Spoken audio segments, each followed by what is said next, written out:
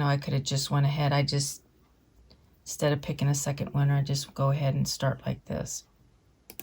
All right, let's do it again. Deb's Craft Table. It says, "Hi, Miss Lori. You have a fantastic haul. I think that the brush cleaner egg is interesting.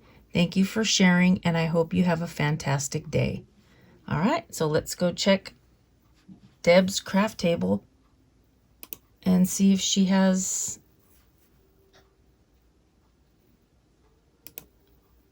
who she's subscribed to. All right, I'm going to go ahead and check everybody's, and I'll come back.